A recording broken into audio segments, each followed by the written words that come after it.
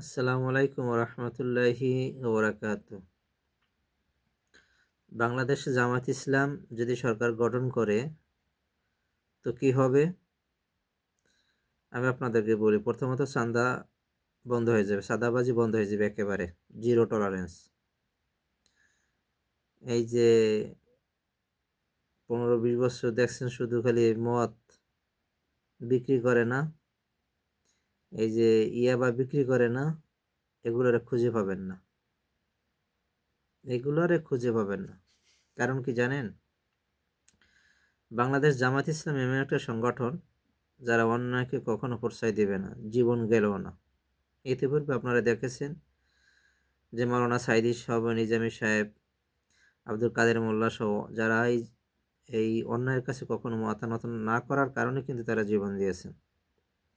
ঠিক তদ্রূপ এই বাংলাদেশ ছাত্র শিবির প্রত্যেকটা মনে করেন এক একটা ওইসে কি বলবো, আপনার জ্ঞানের খাজানা কয় খাজানা, বুঝছেন নি?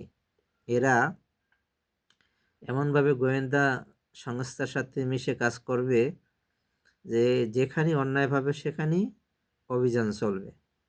দ্বিতীয়ত হচ্ছে যে আপনারা দেখেন এই বাসে সাদাবাস, তারপর বিভিন্ন স্টেশনে, bus station, rail station, launch ঘাট, বিভিন্ন জায়গায় এই যে চাঁদা তুলে, এগুলো থাকবে না। এগুলো দেখবেন আগামী 12ই ফেব্রুয়ারির পরে যারা এগুলো করছে, যখনই দেখবে যে বাংলাদেশ জামায়াত ইসলাম সরকার গঠন করবে, তারা ভাগবে। মনে করবেন যে তারা বিভিন্ন রাষ্ট্রে চলে যাবে। তারা চিন্তা করে এই দেশে থাকলে আমাদের ইতিপূর্বে যে আকাঙ্ক্ষা কম করছি সে তো আমাদেরকে গ্রেপ্তার করবে, তাই ওরা ভাগবে। নির্বাচনের পরাপরই যখন দেবে পরিস্থিতি খারাপ, ওরা সবাই ভাগবে। আরেকটা বিষয় হচ্ছে যে আপনার এই অনেকে দেখেন মেয়েরা, তারা রাস্তাঘাটে চললে বিভিন্ন ধরনের হেরাসমেন্ট হয়, এগুলো আর থাকবে না। তারা হচ্ছেন তারা স্বাধীনভাবে চলাফেরা করতে পারবে। জামাত ইসলাম ক্ষমতা আসলে অনেকে বলে যে যারা বিধর্মী আছে তাদেরও পর্দা করা লাগবে না, বিধর্মীভাবে তাদের চলাফেরা করবে। তারা কি করবে? জামাত ইসলাম, অনেক মুসলমান মেয়েরা পর্দা করতে চায় কিন্তু অনেক শয়তান তাদেরকে বাধা দেয়, সেই বাধা দিতে পারবে না, তারা স্বাধীনভাবে পর্দা করতে পারবে।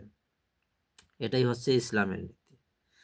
আর এই যে বড় বড় তেলবাজগুলো আছে না, তেল মারতে গেলে জামাতের কাছে যদি তেল মারতে যায় তারপর ধরা খাইবে। জামাত ইসলাম তো অন্যায় সহ্য করে না রে ভাই। ওরা করবে কি, যেটাই তেল মারতে যাইবে, ঘুষ দিতে যাইবে, সাথে সাথে ধরাই দিবে প্রশাসনের কাছে ফোন দিয়ে। এইটাই হচ্ছে জামাত ইসলামের নীতি।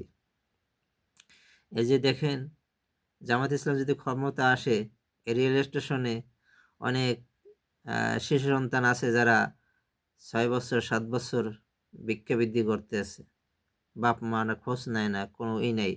এগুলো থাকবে না। এগুলো দেখবেন, এগুলোদের জন্য তারা স্পেশাল দাওয়াখানা তৈরি করবেন, যেখানে এরা লালিত পালিত হবে এবং দেশের জন্য, দেশের মানুষের জন্য এদেরকে গড়ে তোলা হবে। এভাবে কত বলবো, যদি জামাত ইসলাম ক্ষমতা আসে তারপর দেখবেন। এখন আপনারা দেখতেছেন যে ঢাকা ভার্সিটি সহ যে সমস্ত ভার্সিটিতে বাংলাদেশ ছাত্র শিবির জয়ী হয়েছেন, তাদের পরিবর্তনটা দেখে আসেন। তাদের পরিবর্তনটা দেখে আসেন, ভার্সিটির অবস্থা কি করছে ভাই। ছাত্রছাত্রীর কাছে প্রশ্ন করেন কি করছে, ঢাকা ভার্সিটি আশেপাশে যান, দেখেন কি করছে। এটা ভার্সিটি যদি এরকম করতে পারে, পুরো দেশটা যদি তাদের ক্ষমতা আসে, তারা কি করবে? মনে রাখেন, ইনশাল্লাহ সামনে আমাদের জন্য এই বাংলাদেশের কপালে ভালো কিছু হবে ইনশাল্লাহ। আমরা সবাই দোয়া করি বাংলাদেশ জামাত ইসলাম ক্ষমতা আসুক। এই যে পকেট মার, আপনার গুলিস্তান গেলে যে কোনো মানুষে স্বাধীনভাবে চলাফেরা করতে পারে না, পকেট মেরে চলে যায়, ছুরিতে আঘাত করে চলে যায়, এগুলো থাকবে না ভাই। বললাম তো, এগুলো ইনশাল্লাহ থাকবে না। এরপর আপনার সদরঘাট কুলিরা এরকম সিলাসিলি করে যে আপনাদেরকে ধরে নিয়ে জোরপূর্বক লঞ্চে উঠে টাকা নেয়, এগুলো থাকবে না ভাই। যে যার কর্ম করবে, আকাম্য কুপ্পেনে লোক বাংলাদেশ থাকবে না। যারা কর্ম করে খাইতে পারবে তারা এই দেশে থাকবে। এটাই হচ্ছে নিয়ম, দেখবেন ইনশাল্লাহ। দোয়া করেন সবাই যে আগামী নির্বাচনে, জাতীয় নির্বাচনে বাংলাদেশ জামায়াত ইসলাম যেন ক্ষমতা আসে, তারপর দেখবেন যে খেলাটা কোন লেভেলে চলবে ইনশাআল্লাহ। আশা করি যেন কোনো চাঁদাবাজ, সন্ত্রাস, দুর্নীতিবাজ এরা কেউই যেন ক্ষমতায় না আসতে পারে, আর এদেরকে ভোট দিবেন না। আর হা আপনারা জাতীয় আ সংবিধান সংস্কারের জন্য অবশ্যই আপনারা বিভিন্ন আ ডক্টর ইউনূস সাহেব বিভিন্ন সংস্কারের জন্য তারা হা ভোট না ভোটের যে ব্যবস্থা করেছেন, আপনারা এখানে হা ভোট দিবেন। হা ভোট দিলে এই সরকার স্বৈরাচার আর হতে পারবে না। সরকার ভারতের তাবেদারি আর হতে পারবে না। সরকার যাকে ইচ্ছা তাকে গুলি করে মারতে পারবে না। কথাটা বুঝছেন? তাহলে আমরা অবশ্যই হ্যাঁ ভোটে ভোট দিয়ে জয়যুক্ত করব। সবাই ভালো থাকবেন, সুস্থ থাকবেন, সুন্দর থাকবেন। আসসালামু আলাইকুম ওয়া রাহমাতুল্লাহি ওয়া বারাকাতুহু। ওয়া মা তৌফিকি ইল্লা বিল্লাহ।